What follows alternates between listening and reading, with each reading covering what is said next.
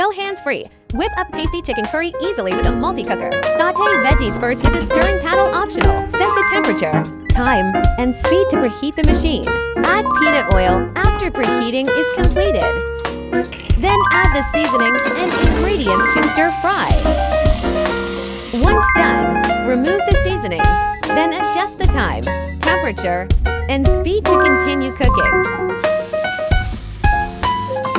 Display of real, time temperature, and countdown. Add side dishes and seasonings, onions, chicken broth, and continue stirring, frying. Check the state of the dish, then add curry. Adding seasonings through the lid is convenient and quick.